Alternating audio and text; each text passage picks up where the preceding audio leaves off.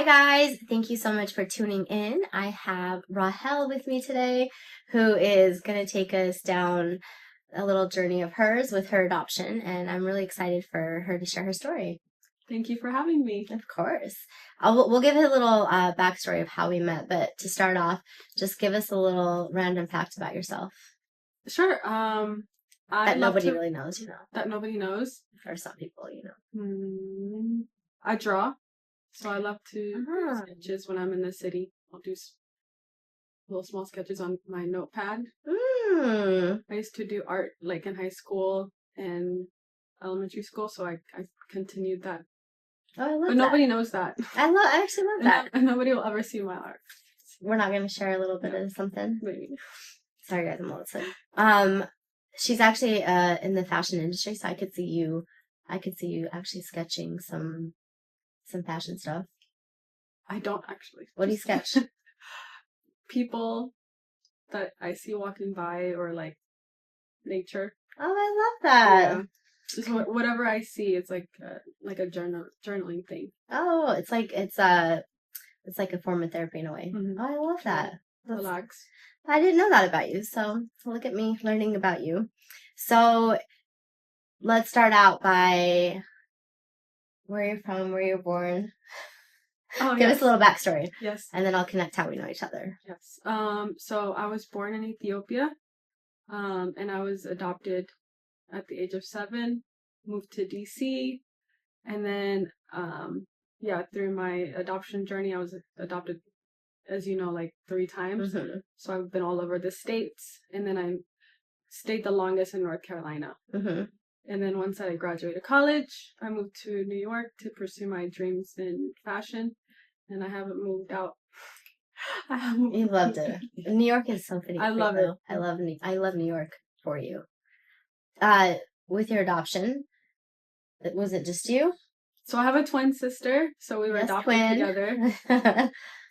It's too bad she's not here, but yes. One day she'll be on with maybe us. The next, yes, she'll tell you her own side of the story, because, you know, twins with 2 completely different adoption stories. So yes. She's gonna share they had a whole different journey, but through the adoption, you guys were adopted together, and then you were separated at some point. Mm-hmm. Can you say a little about the separation? Sure. Yeah. So the second family that adopted us believed that twins shouldn't be together, and they felt like we should be separated, and they picked me as the one that should go, and they picked her to stay, and we were split for a year. And then how did you guys connect back? I think, honestly, by the grace of God. Mm-hmm. So at the time we were in Ohio, mm-hmm. when we were living together with this family, and then I went to a foster care in Seattle, and she stayed, and I guess my sister had behavioral issues, mm-hmm. as they said, so she also was disrupted from the family. Mm-hmm. So she also went to a foster care, interestingly enough, in Seattle. But then I was adopted by a family back in Ohio, and I told them, I have a twin sister, please help me find her. And when they found out that she was also looking for a home, they adopted her. So that was the third family. That was my second family. So you guys were together. Initially, when you guys left Ethiopia, you guys were together into one family. Then somehow they decided to split. No, you went to first family, you were together. Mm-hmm. Then you go to a second family because the situation happened. Yeah. Second family, you're together. Yeah. And then you get split. Right. Then you're in your third family. Right. Then they find out about her. Yeah. By the grace of God, you guys are reunited again. Yeah. So what would you say the experience was as far as being separated and being together? I mean, it was very traumatic. Mm-hmm. Because we came to America together. She was my only boy. Yeah, that's all you know. You guys are the only... We're still learning English, and now I have nobody to talk to, my deepest feelings. Mm-hmm. We're twins, mm-hmm. So it was very traumatic. And then when we got back together, it was also a little odd because we had been separated for so long. We didn't know what happened. So it took probably I don't know, half a year to like readjust our relationship, if that makes sense. Just like rebuild. Absolutely. Yeah. Because we both were traumatized from that, because there's a lot of siblings that are separated. Some separated, like my little sister was that, so there's some separated while they're adopted. There's some people like your story where they're adopted together then separated.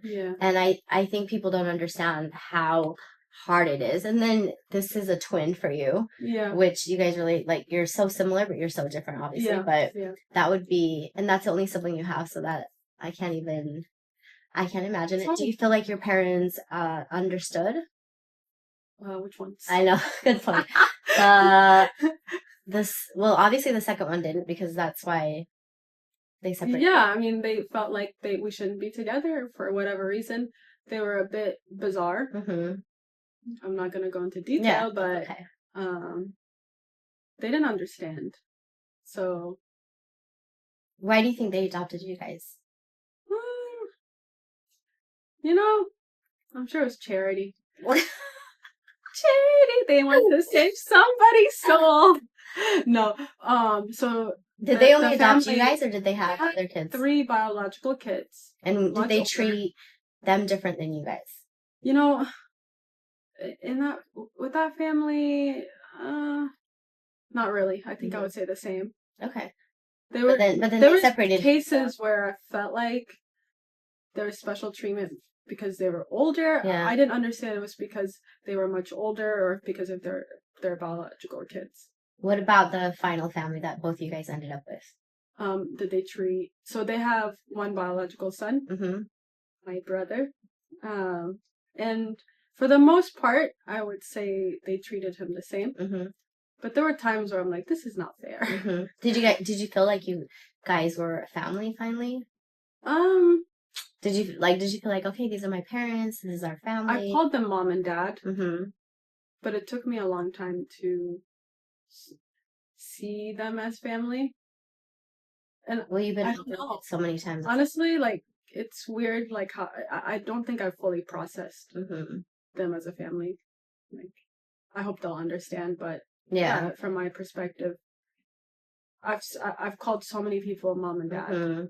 And then you get uprooted and start over, uprooted and start over. So that, that would be hard to have like a connection. Did they understand your culture or do anything as far as like trying to connect you to Ethiopia?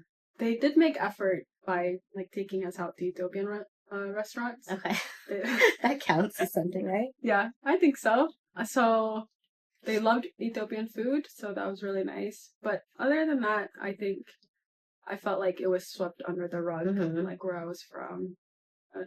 Like it was now you're a part of their family, your new identity, and that was that. The past was the past.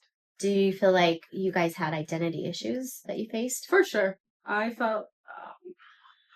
I think I felt like I found myself maybe like when I'm 24. Yeah. Way later. I felt like last year. I'm just kidding. Maybe even last year. Still, I feel same. I feel like I know more of her story, so I feel like with your adoption, I think that you're finally kind of facing your past and dealing with your trauma and stuff like that, and it's making you realize like what you're like, kind of like your story, you know what I mean? There's a lot to unpack. Because you blocked. Everyone deals with trauma differently, and I think people. I feel like you've had to sweep so much under the rug, and I think now you're at a point where you're almost like, okay, let's face it. Like, let's slowly but surely. You're doing a great job. So what I will say is, so while she's in New York, this is how we connected. We were at a like Habesha Ethiopian Eritrean Habesha networking, like a networking event, and my New York friend BT. It's like yes.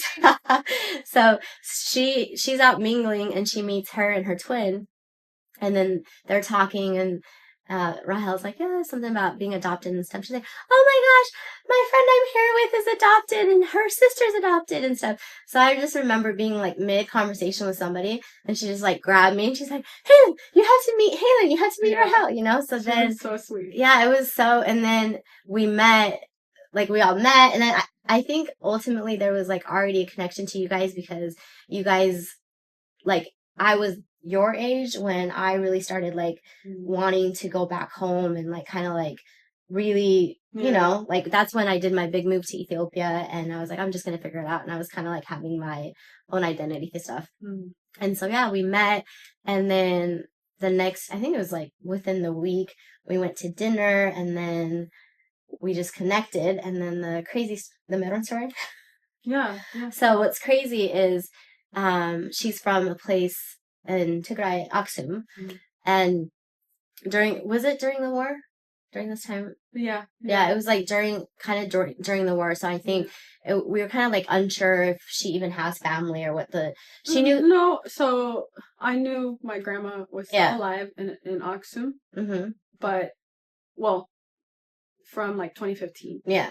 But once the war started, I wasn't sure because she's in the countryside. Yeah, no. So I'm saying you knew your family, but because of the war, we were. As we started talking, I was like, you know what? I have a friend that's from Aksum. Yeah. This was a Thursday, and I remember, her and I were at her office, and I was like, okay, I met these twins. They're so cute. You have to help me. They're from Aksum, and my friend Meadow was like, okay, bet. Let's see what we could do. So I remember that was Thursday. She ended up. I took a photo. She said, because my friend's mom was in Ethiopia during that time, so she's like, okay, ask Rahel what her grandma's name is, send a picture, whatever. So you send it to me, I send it to my friend. That was Thursday. The next day, she calls us and she's like, I found your grandma. Yeah, no, first it was cousins, remember? She's like, oh my gosh, she did all her research, Facebook, and then she's like, you guys have cousins. So then the next day, they're at my apartment, and because now, like, it's some people you just connect with. So we went from just meeting to like, I felt like they were my little sisters. They were with me, and we just like kind of like trauma bonded because there was like so much that we shared that, like, for me, we really connected. And so that was Thursday. We send the picture. Friday, you have cousins, and then Saturday, I have my grandma. Yeah, we are able to connect with her grandma. And then the craziest part is my friend finds out that she's related to them. This whole second cousin. Yep. So during this whole thing, she's like, oh, well, as she's talking to her mom's like, wait, who's their uncle? Like doing this whole thing, and then finds out that they're cousins. So within a whole weekend, it was overwhelming. Do you remember? Yeah, it felt like a miracle because I'd been searching and I had such good memories of my grandma. That's something. She's one person that I kept thinking of. Like, I have to go back. I have to find her because. Yeah, there was so much love there. So and you guys had so many memories. Yeah, because you guys shared it with me. I think we creeped her out. It was crazy because they shared before we talked to my friend and they translated to their grandma. They're like, I remember this, and keep in mind they really you hadn't seen your grandma for years. Yeah. And then they're like, whatever, like little details of where she lived or little details about your childhood, and they're telling Meron the same thing. And I was just like, wow, that was a lot. It was emotional and it was amazing. But I think for me, just to experience that was amazing. How was it for you? Yeah, I was crying like a baby. Yeah. Yeah, it was a lot, but I have such fond memories back home, despite like what had happened. So to me, it was like, this is amazing. Your grandma's so cute too. And she's such a blessing. Like for her to still be alive despite so many circumstances. It's a miracle. And she never stopped thinking about them or wondering about them. And I think it was just like, didn't she say she didn't think she was gonna like have more time with y'all? Like, it was just where we were, where we went. Like it was, I think, equally traumatic for her as it was for us. And do you have plans on going to see her? Yes. Soon. Yeah. Hopefully this year. We're going to document it because it's going to be amazing. So with all of that, what would you say was what's the hardest part about adoption? I mean, my circumstance, I don't know if I would consider it unique because I moved through so many homes. But yeah, just feeling rejected.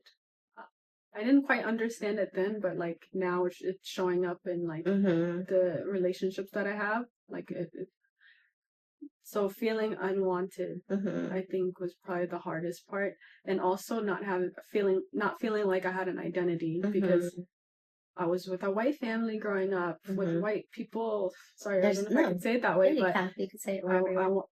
this is actually my first time straightening my hair for 4 years, but I always had my hair like bone straight, and I wanted to be white because that's so I felt, and at the same time, I was thinking about back home, like flashbacks on it. I was like, why did God put me in this country? Like, I love Ethiopia, like, so, like, so you had a home, you had a family.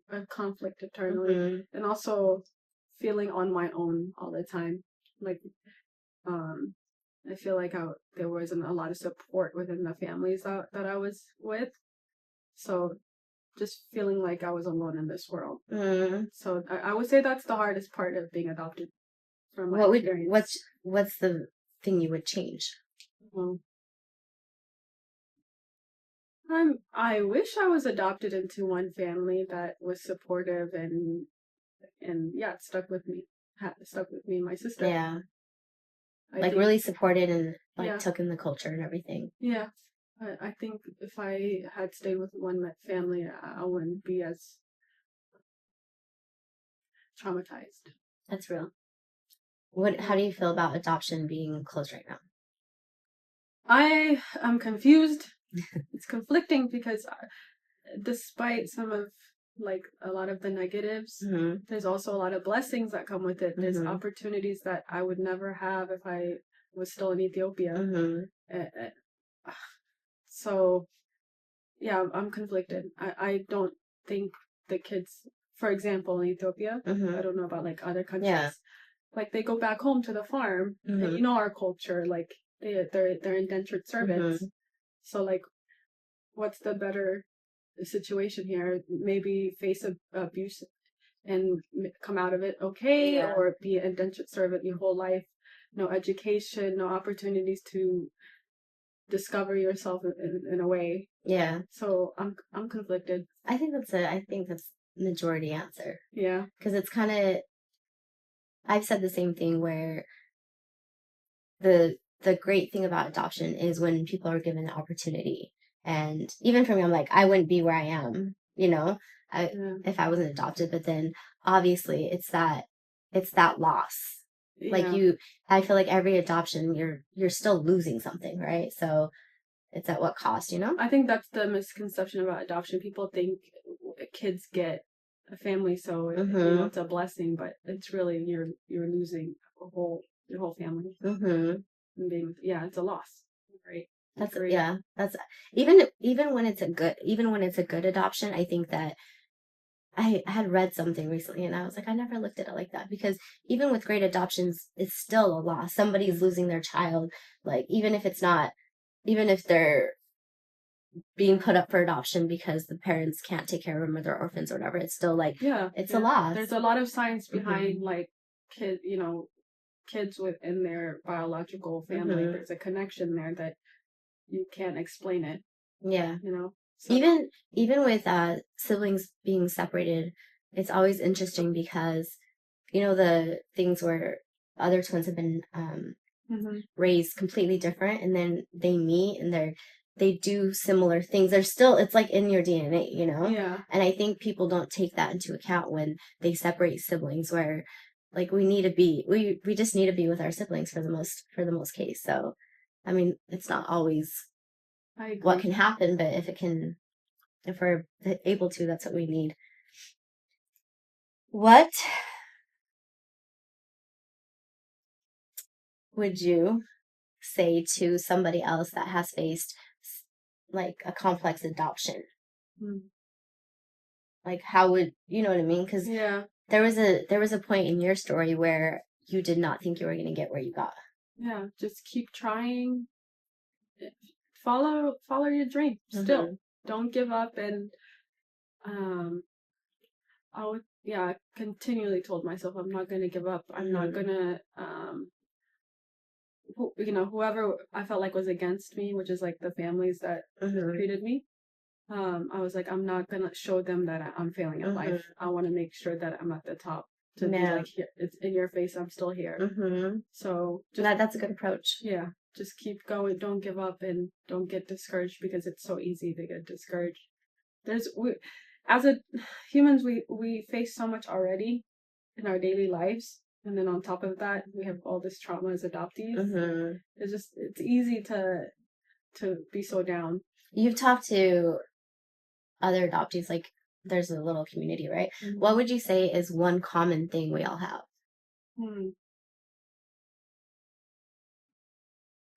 We're all very traumatized.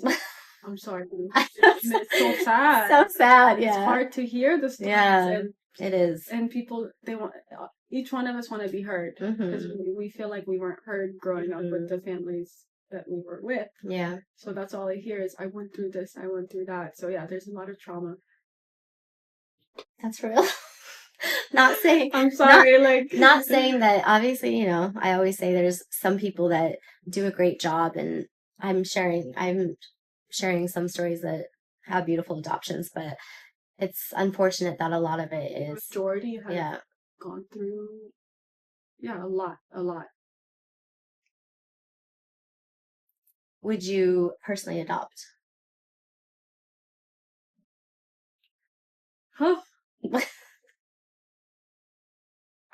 I think at one point I was like, yeah, I totally would adopt, and I would like save this child.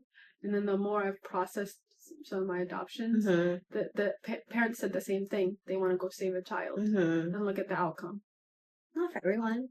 I would love to see the ones that went well, because I haven't seen any, Halen. So I would love to see your podcast. Honestly, I would love to see the ones that had a really good adoption, because I have not seen any good adoption. No, I've definitely seen some. However, I think that even with adoption, if you were to adopt, I feel like, because don't you feel that you've experienced so much that you will want to adopt? No, not to adopt, but if you were to adopt, that you would give that child everything that. No, I think I don't think I want to adopt. Yeah, honestly, that's because each kid is gonna be different. So I don't know if I would be fully prepared. It could be a different story for this. 100%. So I don't know. I couldn't say that. But I've always had this dream of having my own family, because I have just my sister. I don't have my grandma, but I was like, I want my blood to be here too. Yep, that's real. There's nothing wrong with it, and it's true, because when you do adopt, some families that I know, they really were great parents, but the children that they were placed with had a lot of trauma and a lot of issues and stuff. So I think there's some parents that really try and do all that they can, but it's the knowledge. I get triggered when people are like, "Oh, I can't, I want to adopt." Yeah, this is so cute, whatever. Yeah, I had like family friends that would say that, and I would get triggered, because I'm like, you have no idea what you're getting into. The identity, the trauma, they're not. I feel like it's not understood that yes, you're adopting a child and it's going to be beautiful. You're going to have a family, but you're adopting the trauma and the things that they went through, and a lot of times you don't know that. Is it beautiful? Huh? Is it beautiful? I'm saying for some stories. Yeah. For some stories. I would love to see these stories. I'm not being pessimistic. I'm just there's some, but I think that I'm trying to think of like anyone that we know. My sister's is not bad, but I feel like she's a great example. She had great parents. She had a family that loved her. They took her to Ethiopia. They even lived in Eritrea for a little bit of time, But there are stories like that, But even within that, I think that she has still her own struggles, right? Her own thing, and I think that's the point. Is some parents can do the best that they can, and sometimes it's not good enough, because when you're adopting a child from an orphanage, you're told, oh, they're this and that, but you have no idea what happens in orphanages. You have no idea what they face, and when you're a kid that's being adopted, you don't even know what's happened to you. You don't understand your trauma. You don't understand why you're the way you are until you're an adult, and you're like, why am I being triggered? Why do I have an abandonment issue? Why am I so anxious, and then you have to unpack it, and it's a lot to unpack. So but thanks for unpacking it with me. I appreciate it. So my last, do you want to add anything for anyone that's listening? Is there any more advice? Anything we didn't touch? Sorry. I think we've covered a lot. I just want to say, go adoptees. I'm always going to cheer my peers because I know what we go through. Yeah. And that's all good. You have parents there too. Yeah. I'm not the biggest fan, but maybe after your wonderful videos, I'll be more open. She's speaking from her experience. She's had 3 different families, and she's had plenty. And it's just like unfortunate that as parents, your one job is to. It's complicated. They didn't know. How can you blame a family if they don't know what they're getting into? Yes, okay. Let me just say yes to that. Okay, let's end with you. But as parents, your job is to protect and to love and do the best that you can. And I get that a lot of people do, but not everyone's protecting the children. So that I will say. That's true. You're right. To end this off, well, first of all, thank you so much for being on here because we're always having these conversations. So finally, it's good. It's going somewhere with it. What type of footprints do you want to be known for? What type of footprints are you going to leave?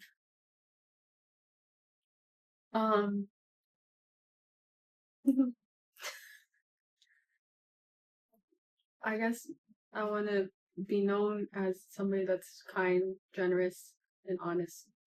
I love that. I don't know how that would show up in my life, to others, but I want to leave that impression. I like you already.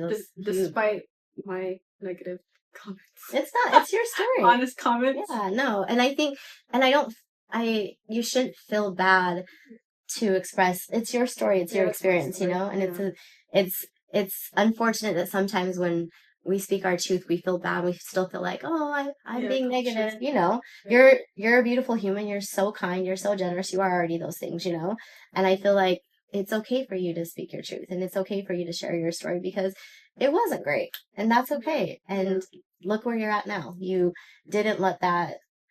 I showed them. You showed them, and she still is showing them. Just wait.